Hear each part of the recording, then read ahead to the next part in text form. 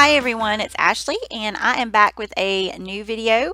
I took a little break, but I am back today with a video for crate paper, and I'm using the Heart Day collection. And you can see I've used my Silhouette Cameo to cut out some hearts in different sizes from several of the pattern papers from the Heart Day collection.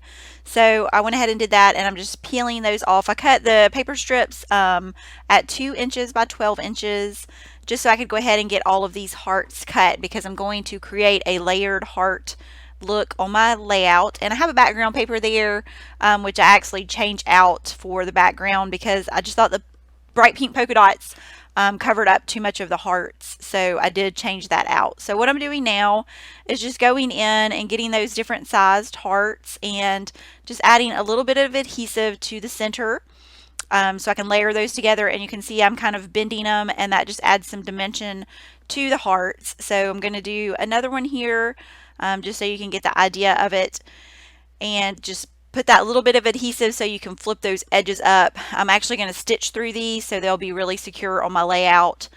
So now you can see I've got them in place. And you might be wondering why there are some spots missing.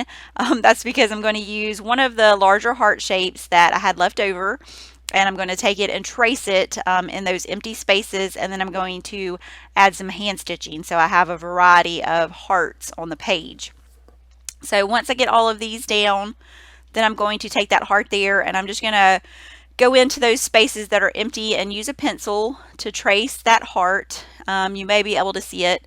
It's very light. You don't need a dark trace when you're going to hand stitch over it. If you want to, after you do your paper piercer and punch your holes, you could actually go back and erase the lines, just in case you are afraid they might show when you do your stitching.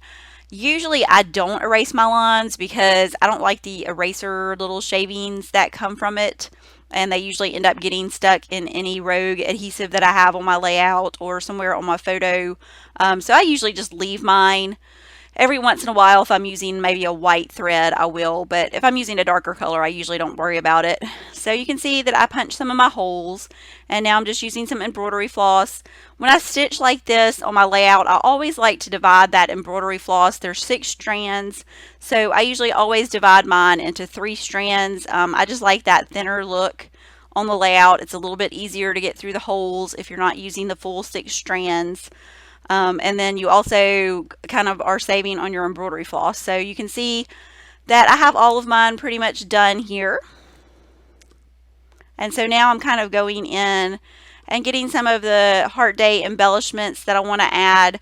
You can see I did a mix of the black stitching and then 2 different colors of pink on the hearts. I like the contrast of the black with all of the pink. And I want some dimension since I have the dimension on the hearts, so I'm adding some pop dots behind some of the die cuts from the ephemera pack that go along with the Heart Day collection.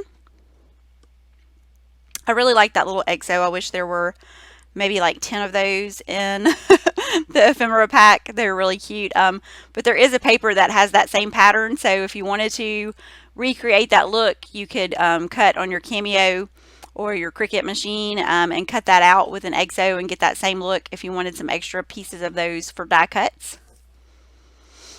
And I decided I wanted to move that little button down because I wanted more of the red up top than down on that bottom part, so I just switched those 2 out. And I left that spacing there on the left hand side of the photo because that's where I wanted to add my title. And I'm just using some of the chipboard pieces from the chipboard sheet, and I wanted to do the XOXO. So I just kind of play with it for a minute to get the pieces moved to an even spacing there around the photo.